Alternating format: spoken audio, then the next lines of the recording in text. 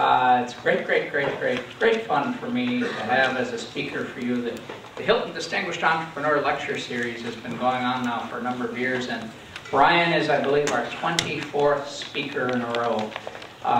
We have had some terribly successful folks up here.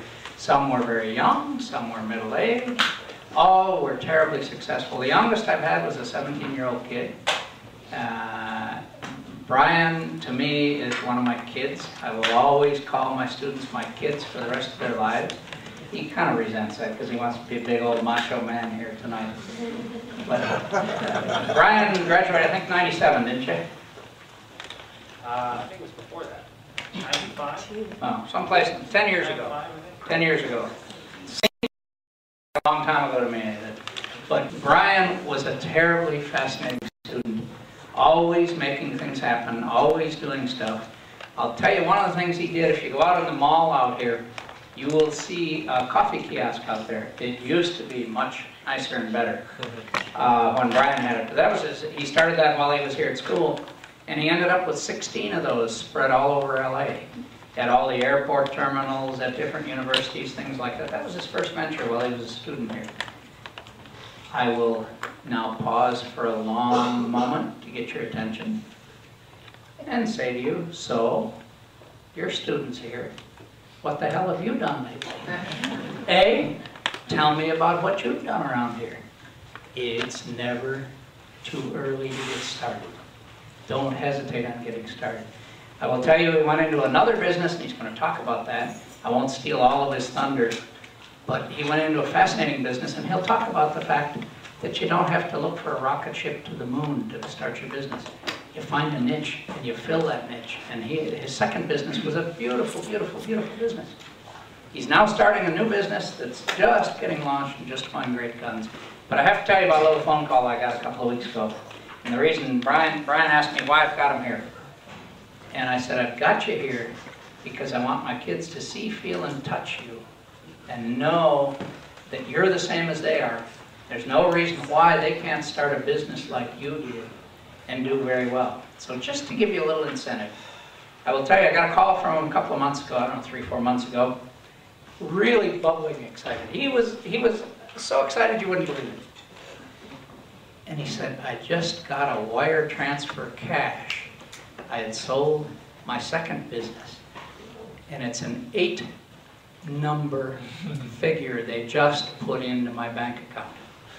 That doesn't count the 2 penny zeros on there. This is 8 numbers. Figure it out. I mentioned that to the dean, and it took him a little while to calculate, and he figured it out, you know. That's a ton of money. And he's not out of here much longer, and you guys are going to be pretty quick.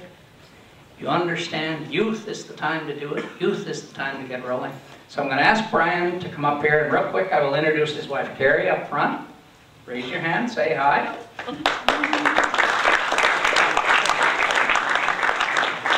And Mom and Dad Freeman came all the way down from Fresno. Mainly because they never figured he'd amount to a damn thing, and they want to see that he really did. So they kept saying, why don't you go do something worthwhile? And he went to law school, you know. And he never practiced law, and they were really worried that he isn't practicing law, but I think they're kind of happy now because now he hires lawyers. He doesn't be one, you know. So come on up here for a second, Bryan. Before you get started, I want to give you a wonderful award. We are extremely proud of Bryan as one of our Hilton Distinguished Entrepreneur Lecturers, and we pick only real winners. And this I will have, by the way, when we're through, up there on that easel. I'd like you guys to look at it and make sure you figure out which year in the next few years you will be up here with me introducing you so you can have your own award like this. Very nice little award. It says the Conrad Hilton.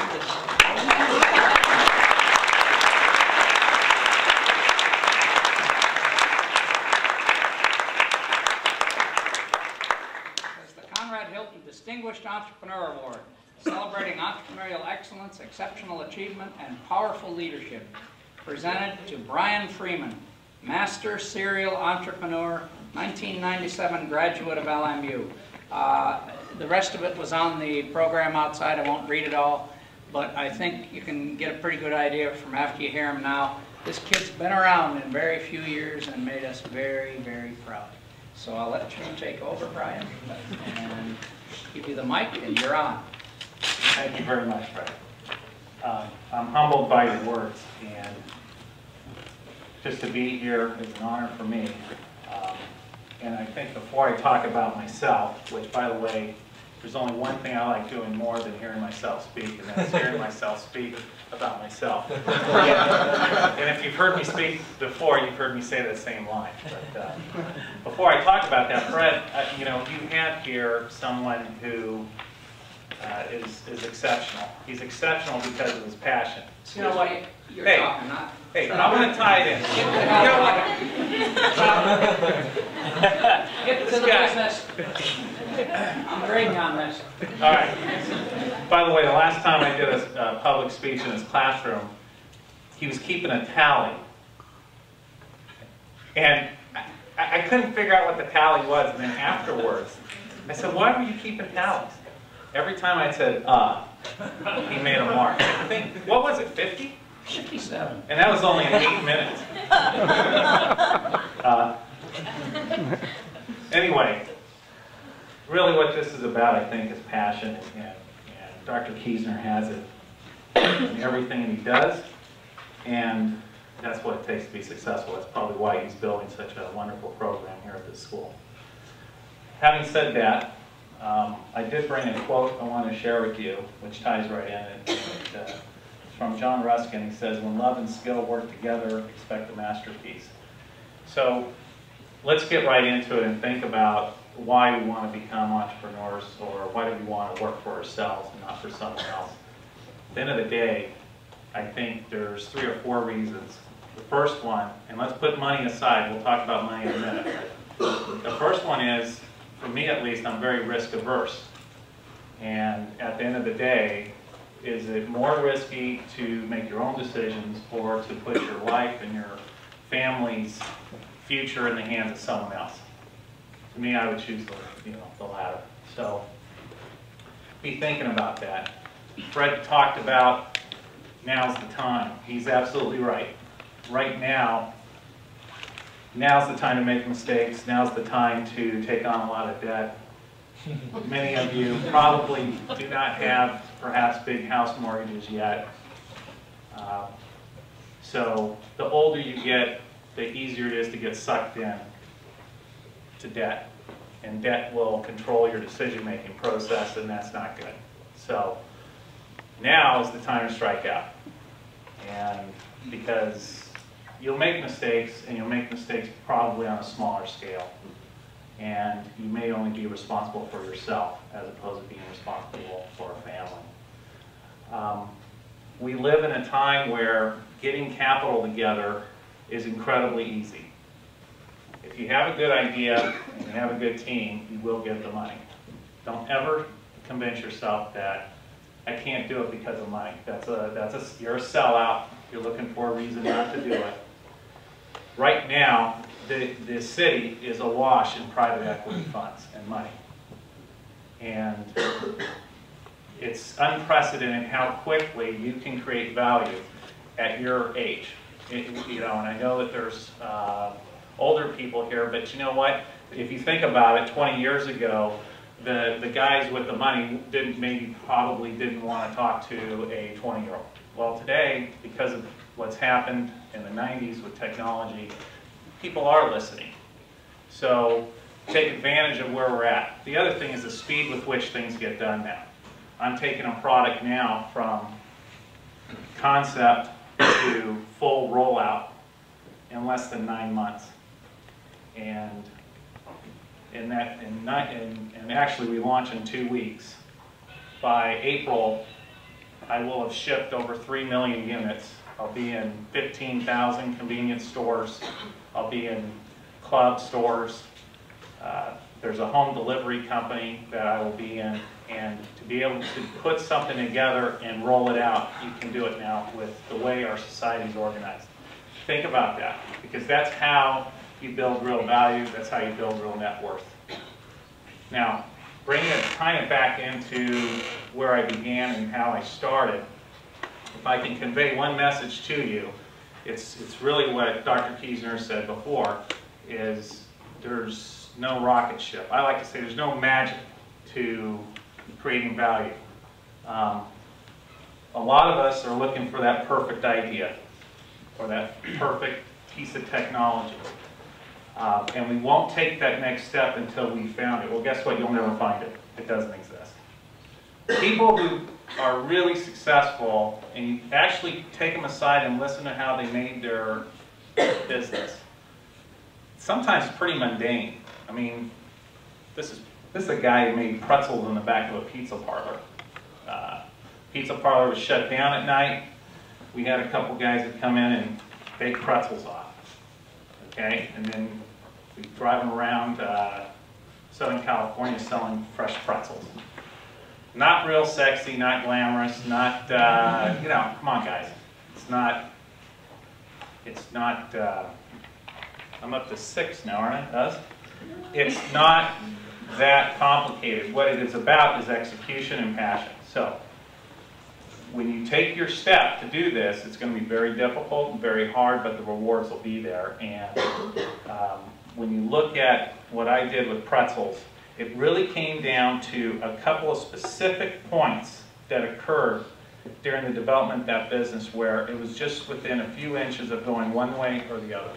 And I think it's the passion and the fact, the commitment that you're going to do whatever it takes to get it done that gets you over that edge. I can tell you that there was this one moment where I was in a room with a buyer, and this buyer, very powerful buyer, he had the ability to triple the revenue of the company and really take us nationally. At the time, we were probably only doing about $2 million in revenue. He had the ability to take us from $2 million to $8 million. And I sat there in that presentation, and he wasn't convinced. He got up from the table and said, you know, we're going to look at this stuff, blah, blah, blah. Call me in a week or two. I didn't get up from that table. I stayed there, and I explained to him the business case in a different way. And he was at first offended by it. But he sat down, and within 20 minutes, he signed the agreement that I put in front of him.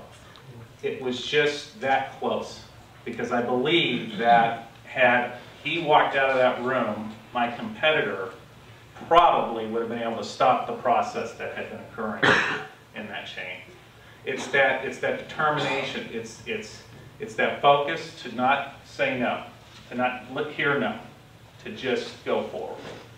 And you hear guys who make a lot of money giving talks like this who do it far better than me, like Tony Robbins or whatever, okay, talk about the edge, right? You know what? They're making a lot of money. I congratulate them for that. But you know what? There's some truth to some of that stuff that they're selling. Hate to admit it, I've listened to a few of those tapes, okay? And it gives you a moment to pause. So, you know, I'm not sure where I'm going with this, but, you know, the point is, it can be done. And you just have to stay focused on what it is you want to accomplish. And, you know, I think that there's some key things you need to think about when you talk about execution. I wrote down some notes here. This is a great one. Demand absolute reality from yourself and from the people you're working with. I think that all too often we get into this happy talk mode. Or maybe you convince yourself that the product or service you're creating is special when it really isn't. Okay? Be completely objective and never, never underestimate the intelligence of the consumer. Don't try to outthink them. They will, if you're in the consumer products industry or if you're going to do a service or whatever, the customer is going to figure out whether or not what you're delivering is good or not. They will decide. A lot of products fail, I believe, because there's guys in marketing or whatever that think that they're smarter than the public. And they think that if they shave a quarter of a cent here or do this packaging a little slick here, but I'll pull back on the quality, the customer won't notice. They do notice. I have launched 2 failures within Snackworks when we were coming out with new products. We had 2 failures, and it was because we were really underestimating the consumer. So it comes back to execution. Always set clear goals and priorities. Figure out, I like to think of them as time vampires. They just want to suck time, okay, away from you. By the way, partners are great at doing that too. When you're young and you don't have a real defined skill set, I see a lot of college students wanting to get partners. You know, I'm going to partner up with this person or that person. Well, that's great. What does that person do and what is it you do? A lot of times you don't have a defined skill set, so you need to ask yourself, do I really need this person? Partners, before you know it, you begin servicing the partnership instead of servicing the business or the consumer. So think twice about getting a partner. While I'm talking about partners, partners can be very difficult, okay? And not only do they suck the time, sometimes you begin compromising. And compromising sometimes does not give you the best result because you're servicing that relationship and not doing what's best for the business. So reconsider that. Do you really need that person? I think when you get older in life, then our skill sets are very well defined. And it may make sense, of course, to bring in a partner. He's got 10 years experience with marketing. I've got 10 years of whatever. Okay? Maybe. Before you do that, ask yourself, can I hire someone to fill that shoe too, by the way? Okay? So, I also think that you should think about what you're good at, but at the same time think about what you don't enjoy doing. Because if you don't enjoy it, you tend to not be good at it. The great thing about owning your own company is you hire people to do stuff you don't enjoy. That's one of the things I love. I absolutely love to delegate things I don't enjoy. I happen to not enjoy HR stuff. Hate it. I think it sucks a lot of time, it sucks the air out of the room, but it's incredibly important. And if you don't know how to manage your managers from a HR perspective, you'll get into trouble. So I've got a guy who, he's beautiful. He handles that well. The internal accountings and internal book work and financing that goes on within the company, the day-to-day record keeping, obviously. As soon as you get some cash flow going, get someone in there, because you want to be looking at your cash flow, you want to be looking at your P&L, but you don't want to be the one building that. It takes too much time. You need to be thinking about where you're going to take the business next, in my opinion. So I think follow through and accountability. So I'm still trying to stay on the topic of execution. You know, everyone says that they follow through, but very few people do. Simply do what you say you're going to do. If you say you're going to be here at 4:30, show up at 4:30. I showed up at 5:15, by the way. Got you out for it. Yeah. Follow through and accountability. It's important. And people are, it's surprising in this day and age, though, if you actually do it, you actually stand out. It goes back to determination and passion. Here's something that I needed to work on. In the beginning, I was just so busy just trying to get new business. I didn't hold my accounts or my customers, the buyers, accountable to me. I kept commitments and buyers did not. And I see that happening a lot with young businesses. You're just so excited to get that new piece of business, you don't hold them accountable. It's a two-way street, and you need to hold not only yourself accountable, but the buyer or whoever it is you're selling to accountable as well. Whenever you give something in a negotiation, make sure that you're getting something in return in the buyer's mind, because it sets the stage and the framework from which that whole relationship for the rest of the time you're dealing with that individual, it'll be set up that way. I know I can't, if I go to Bryan and ask him for something, I know I'm going to have to give something. Okay? You can, and I'm telling you, it starts from the time you lay in that first voicemail to that buyer. when you're asking for a return call. You need to set the groundwork for how you're going to manage that relationship. So I also think that reward and punishment are great things to keep in mind for yourself and also for your employees. You need to reward yourself, and you also need to make sacrifices when things aren't going so well. And you need to make people in your organization accountable, and they need to understand what the consequences are for not fulfilling their commitment to the business and what the business has collectively decided that they're going to accomplish. So at the end of the day, what I'm trying to say is it was pretzels, and it was just a matter of execution. We had more passion, we had more drive than our competitor. Our competitor was a monopolist, had a 95–96% market share. We were in the back of in the back of a pizza parlor, and within 5 years we captured 22% of the market from that competitor. And we did it because we built a little bit better of a mousetrap, but we just wouldn't quit.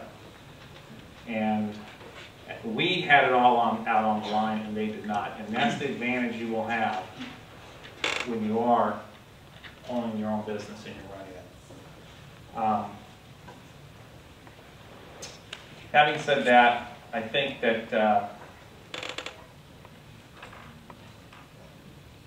as you follow and lead your dream as an individual, you'll be tested. As you follow this dream, it's really a journey. You'll be tested. And I think that's what drives me. What drives me is I want to be right. Okay. My three second favorite words in the English language or whatever is "you were right." First three is "I love you," but second three is "you were right." And what it's really about, in my mind, is I want to prove to myself that I was right. Okay, I'm making another big bet right now on this new business. I said I never was going to do this. I said I was never going to stick my neck back out on the line again. As Dr. Kiesner has shared with you, I had a liquidity event back in March. And here I am again, okay? I'm in 3 times further than I thought I would be in terms of the amount of capital I'm committing to this. I'm self-funding this. I have no partners or investors. I don't want any. And it's like, I talk to Carrie and I go, I did it again. I am in so deep. I'm putting it all back on the line again. And I think that that's probably what drives me. So I want to put even a bigger bet down now and prove that I was right. Prove that I can do it and prove that I can execute something that's really never been done before. I mean, what's going to happen on this new venture, and it's called Molecules, it's small beads of ice cream, very similar to Dippin' Dots. What will happen with this product in the next 2 months is you will see millions and millions of units of this thing go out from nowhere. And you see new product launches, but typically that comes from a company that's already in the ice cream business. I've never been in the ice cream business before, okay? Now, I have many of the relationships from my prior business, but to take the ice cream and just go it all at once, I'm going through multiple classes of trade, multiple channels, I'm hitting it all at one time, because I know how to do it. But do I know if the product will actually sell? It'll be on many shelves, but will the consumer actually take it off the shelf? I have over $7 to $8 million in orders already, okay, just to fill the pipeline. But we don't know if the product will actually sell through. Not one consumer has actually bought this product yet. A lot of buyers meaning people who make the decision, I'm going to put it in my store. Where a lot of those folks have eaten the product, said this thing tastes great, but not one consumer has actually paid $2 for this one product. It's a heck of a bet. Now, I think I've done all the right things. I think the packaging's great. I've got the right team. I'm calling on all of my experience from the past 5 or 6 years. But we won't know until September whether or not we have a hit or not. And that's what drives me, is I want to know, I want to find out, am I right? There's some satisfaction in being able to walk away from something after you've done it and said, I was right. Or I did something that someone else didn't do. I saw an opportunity, I executed, and I was able to achieve that. And that's what I want each and every one of you in this room to feel someday, because it feels real good. It feels real good. So, again, it's not magic, it's not a rocket ship. Pretty simple stuff, but it's in the details and the execution and in the passion and desire. I probably spend 100 to 110 days on the road. It's not easy. In the beginning it's fun. After a while it's not easy. Rental cars, and I don't stay at expensive hotels, okay? It's a waste of money when you're on business. It's not easy. And that's one of the things it takes to make what I do work. Whatever business you're going to choose to do or are currently doing, there's something like that that you're going to have to do that you don't enjoy. So you've got to have passion, and you've got to really want to be right and want to make the thing work in order to sacrifice and make that happen. Where am I at here? Doing fine. Okay. I'll be here tomorrow morning still talking if you let me. But, We won't. I think you would. Can you think of any, Fred, can you think of any key topics you'd like me to touch on? If you would, as often happens with my former students and Bryan and all sorts of folks, they think it was so easy they can't remember anything. Yeah. And I'd love to have you tell them a little bit about the first business here on campus, because I heard all the garbage on that and all the trouble you had, how difficult it was, the difficulty getting that thing to start here on campus, breaking in here, and then he hated what he got into. Yeah. He hated the business. I think Fred brings out a terrific point, and that is, what that is an example of is me seeing an opportunity and not thinking about what it would do to my life. Not understanding what ask yourself, okay, yes, this is going to be great, everything else, but before you go forward, ask yourself, what does a typical day involve operating this business? And then ask yourself, you still want to go and forward with it. My day with that business started at 4 in the morning, because the bakery order was coming in, and I think I was driving a trailer and dropping off carts at 6 in the morning, and then I had to deal with employees and payroll and accounting for the cash and the number of cups and making sure that I didn't have a third partner working behind the cart. And meanwhile, and of course the idea was, well, if this isn't working, the solution is we got to make it bigger, right? So even though one wasn't a whole lot of fun, if I have 16, it'll be even better. So you know, next thing you know, I'm driving all over the Southern California trying to operate these things while going to school, and a very difficult time in my life, but I learned invaluable lessons. I learned that I don't care for retail. I don't like retail. I like to manufacture things and let someone else sell my stuff. So the guy who I was buying pretzels from, I'm kind of connecting the dots, as Steve Jobs said recently in a commencement address. You connect the dots. It started on this campus. This was the very first coffee cart. And you guys gave me the opportunity to do that. And I'm buying pretzels from a guy who's making them in the back of a pizza parlor. So 6 years later, seven years later, I'm standing here, and now it's into ice cream. And ice cream, I'll be using many of the same relationships that I used with pretzels. I'll be using all the skills and knowledge that I've learned from the failures that I encountered in Snackworks. We launched, as I said before, we launched 2 products before that failed. I know why they failed. That's the other thing, very obvious point. When you fail, you learn, you really got to think about it. As entrepreneurs, we're all real positive people. A lot of times you just want to kind of not even think about the failures.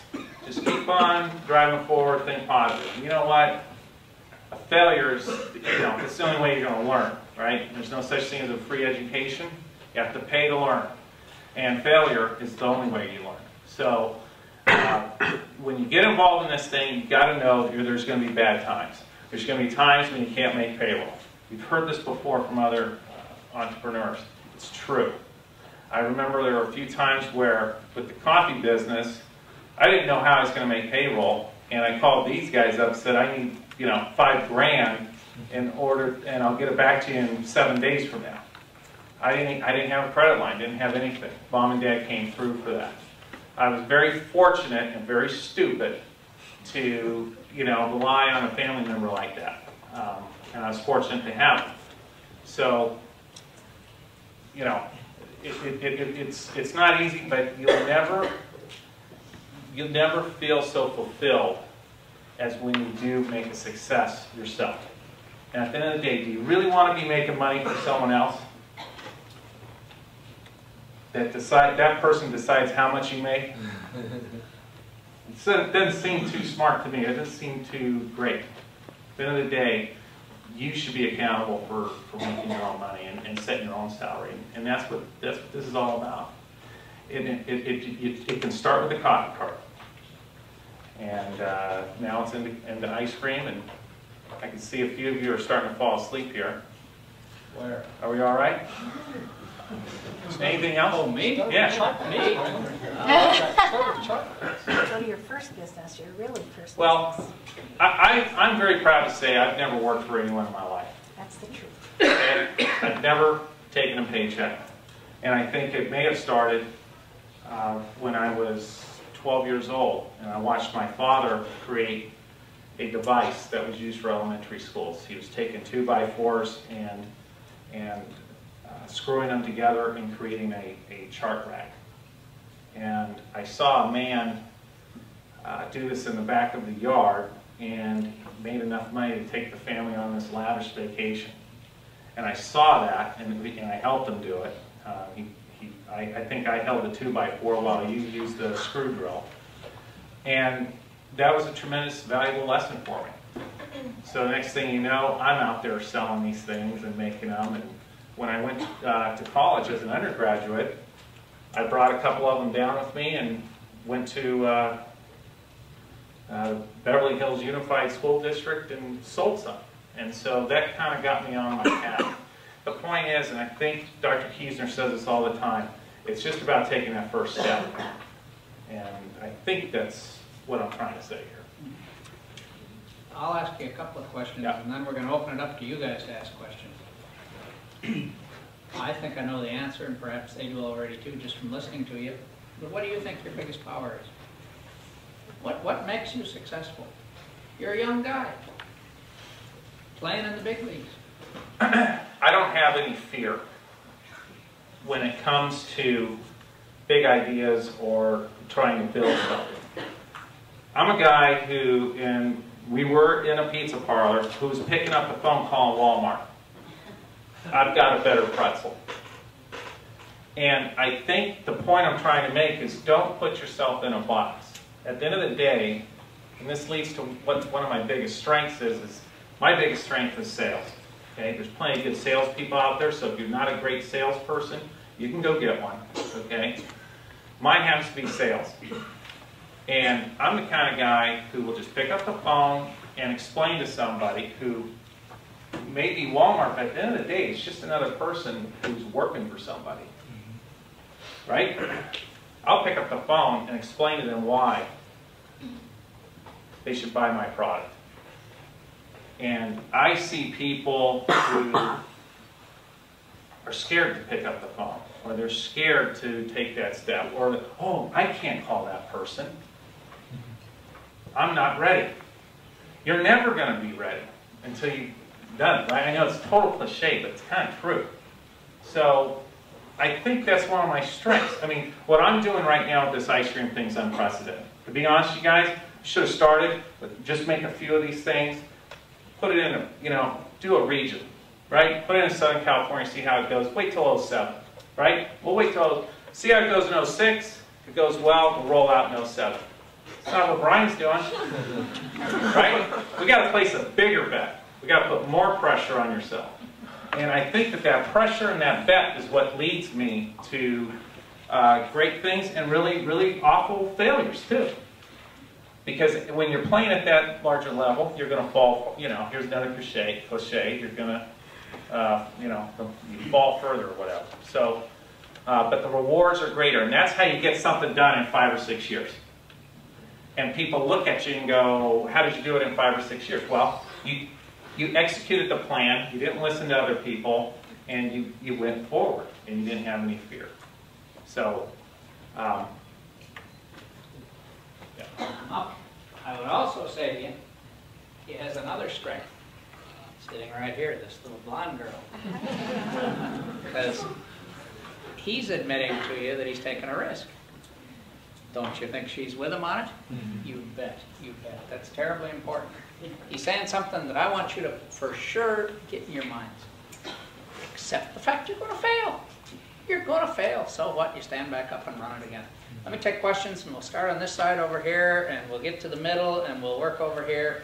And except by tradition, we have a student here that's been with us now for about 8, 10 years, who always comes and asks the first question. He didn't sit on that side, but I think this is kind of on that side. Yeah. Have at it, Eric. Well, okay. I was going to let somebody else try it, but okay. Can you talk about this last point after the Bavarian pretzels, which were a great product, and I remember I talked to you about it a little bit. And I think this next one is cool too, because dipping dots, you're right, they don't sell everywhere, but they're really good. So that's good. Thank you for speaking. But can you talk about why after Bavarian, and most people would say, wow, I'm successful, I did a lot, I kicked butt, you know? And then you went and said... Good question. And then you went and said, well, now I'm going to have to start all over, in a weird way, like I'm starting all over. Even though you're saying... I'm starting all over. Yeah, no so what was that motivation? Because I think, you know, and the question is not so much this motivation, because I think it'll be quick, but the difference between this motivation and that first motivation, say, in college. Because back then, maybe it was more, I need money. I think you're doing more like, I need a fun ride right now. Like, I'll say 2, 3 words to that. It's on that sign right there. Okay. Serial entrepreneur. Yeah. It can't stay out. This is a question that I've been asking myself. Because, guys, Snackworks was very difficult towards the end. There was political infighting between myself and 2 other partners, and it was very difficult the last couple of years. We had close to 300 employees, and I said to my family, after I exit this thing, I'm done for a year or 2 at least. And I think Carrie put it at 6 weeks. I think it lasted 2. I didn't think it was that long. It was about a month. At the end of the day, you guys, you know, I don't know what it is you enjoy doing, but you can only do so much of it. And you need something going on up here, and you need, at least in my case, you need to prove to yourself again that you're right. So, the other thing I want to talk about is how this time is different from before. I think that you're right. You're less focused on the money, and you're more focused on the execution. You look back. I look back on Snackworks and I think of all the mistakes I made. And this time, you get to start with a clean canvas, and you get to do things in your mind that's correct. And I think that's the joy of it. But the downside is you get used to having a lot of employees. Okay? And you're starting all over. You start, again, with 1 employee or 2 employees. And so that's kind of where I'm back at. You don't have resources anymore. So it really is like going back. I mean, I'm doing a lot of the things that I used to just delegate. And so you do start over again. But it's an interesting dynamic, and I think that if anything, what entrepreneurship teaches you is it teaches you about yourself. It forces you to think about who you are, what are your motivations behind it, okay?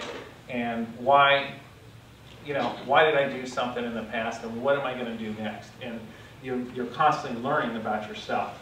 And that's at least what business has done for me. thank you. Yeah. Questions over on this side? Whoa, they're all rich already. They don't need to know a thing about okay, yes, sir.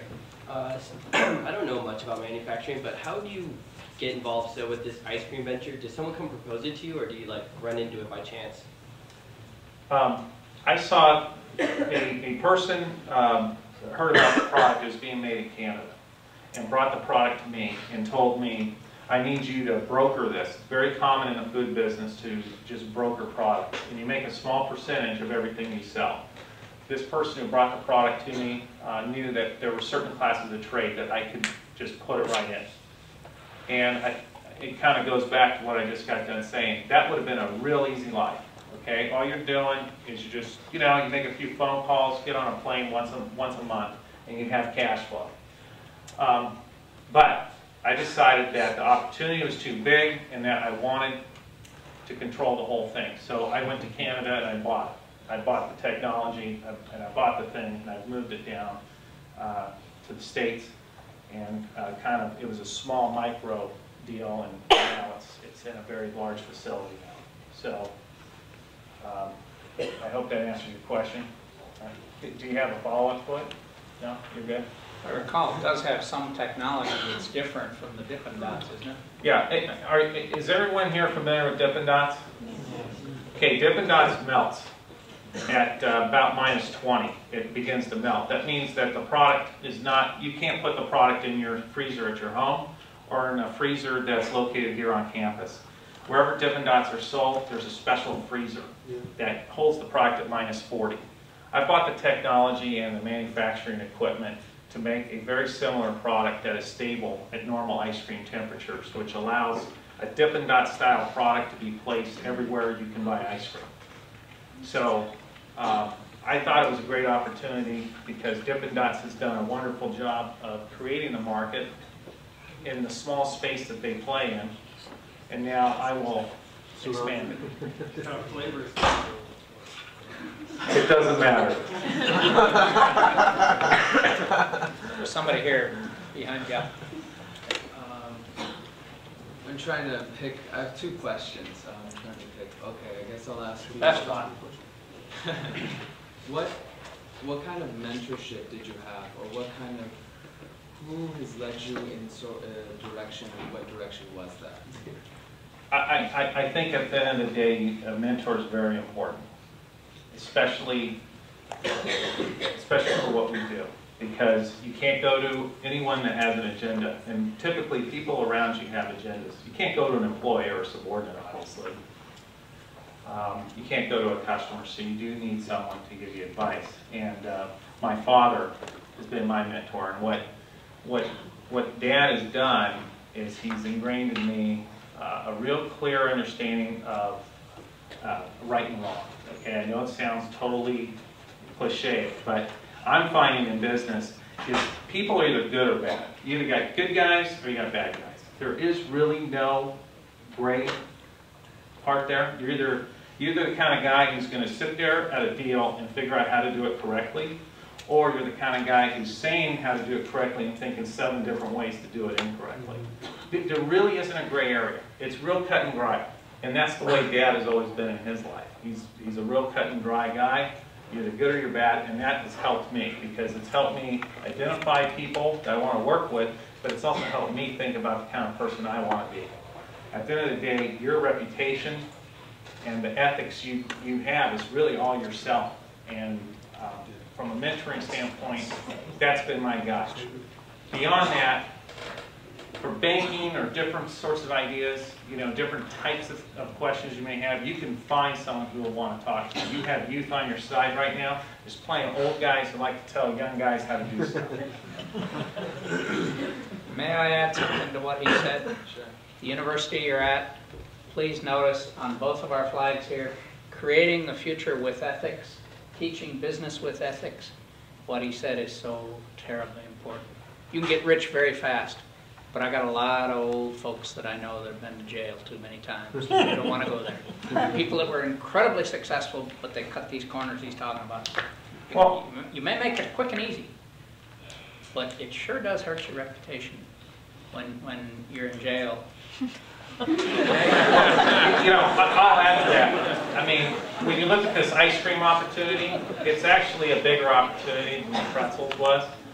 And The guys who brought the ice cream idea to me, I've done business with quite a bit with pretzels, and I'd not been a good guy, I would have never known about this opportunity. So I think it pays off in the end if you want to be a long-term player.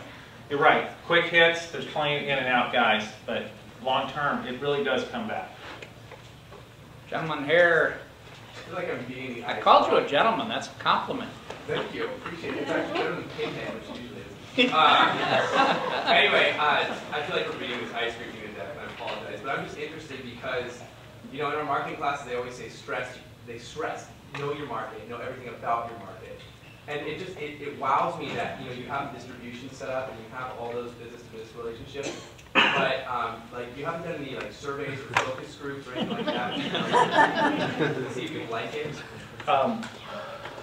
You know, I've got a crutch and it's called Dippin' Dots, right? We know the demographics that Dippin' Dots hits, but you're right. Does the name work? Does the packaging work? I like the name. We haven't done any of that. Okay, we did some online focus group testing, but you're right. We're just going for it. Okay, and I think that at the end of the day, you're just placing a bigger bet. Okay, based on instincts and intuition, and this can get you into a lot of trouble, but it makes it more interesting in a way. If it doesn't work, by the way, next year I'm going to have him speaking here, and your admission is to bring him a can of food so he can eat. It's not far from the truth. Okay, moving this way. Hey, Oh, okay. can you expand on something specific in terms of actually getting your product to the stores? Like the example that you mentioned, you were talking to a person in Walmart. How's that process actually takes place? If you can actually, you know, Take you through the sales cycle, or yeah. He wants to know, how do you get into Walmart? How does the process take place? Well, Walmart, And whoever it is. whatever. well, as we all know, it all starts with a voicemail. Okay, and what you need to have on that voicemail is your story. I've heard some salespeople call it an elevator story. Has anyone heard that term before? Okay. Imagine that you're in the elevator with the best buyer you could ever hope to be with, and you're stuck in an elevator for 10 floors with this individual. What is it you're going to say to that person during that 30-second moment? Okay, you better have that figured out. And in order to have that figured out, you need to know the difference between benefits and features to whatever it is you're selling. Okay? Because the buyer only cares about benefits. So, to put that in pretzel terms, okay, I have the best tasting pretzel. Is that a benefit or a feature? It's a feature. It's not a benefit. I have a pretzel that will generate $8 million in incremental revenue for you this coming year. That's a benefit. Okay? So think in terms of the difference between benefits and features. Okay? And you better deliver that benefit in 30 seconds or less on your voicemail. And you can do it in a way that you don't sound like a cheesy sales guy. You actually can do it. It can be done. You got to rehearse it, but it can be done. The other thing is eventually you'll get an appointment through persistence. They're just going to give you an appointment because they're sick of you calling them. I had a sales guy one time tell a buyer, he'd been trying to get an appointment with this buyer for a long time. He says, you know, we had this appointment scheduled for next week. Are we still on? Well, he never had an appointment scheduled. Right? I don't know where that ranks on the ethics thing. Right? One time I walked by this guy's office and he was on his knees talking on the phone. And he was telling a buyer, look, I'm on my knees right now. Give me an appointment. It's true story. Swear to God. You know. So don't beg. Because that guy ended up leaving the company. Don't beg. But when you get into the meeting, because I want to take you through this, see that meeting as for what it is, and that's a tremendous opportunity for yourself. And before you walk in that door, you want to know exactly what you want to get out of that meeting. And by the way, it's not there to make a new friend. Okay? She can spend a lot of time talking about personality stuff and golf and everything else, and that will not get it done because that buyer sees 10 other people like you a day, or hears from them a day. Okay? What you want to get to is an answer, because a lot of times getting a no from a buyer is almost as important as getting a yes. The worst buyer you'll ever reach is one that says this is great, but then doesn't follow through. If that happens, it's your fault, because you did not put them on a schedule. You didn't put them on a clock. Okay? You need to set the expectations of what that meeting is for and what you're going to accomplish during that 30-minute meeting before you even walk through that door. And I think that, you know, I could go on and on and on about sales techniques, because I think it's fascinating. There's a ton of books on it. Most of them are terrible. They really are. And I question whether or not those guys are good at doing anything other than selling their own book. But some of them are pretty good. And I think that at the end of the day, realize that they're a human being just like you. And what they care about is what's important. We're going to cut it off.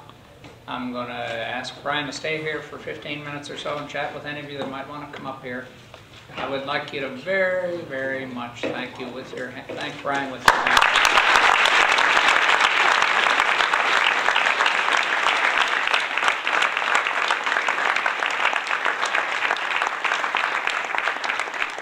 One last thing, I'll say this publicly. He sent me some pictures of his new house in La Quinta in Palm Desert. The old prof's looking for an invite down there. Man, that's pretty nice. Pretty nice little perks to have from being a hard-working guy. Thank you all for coming. That's awesome. Starting, yeah.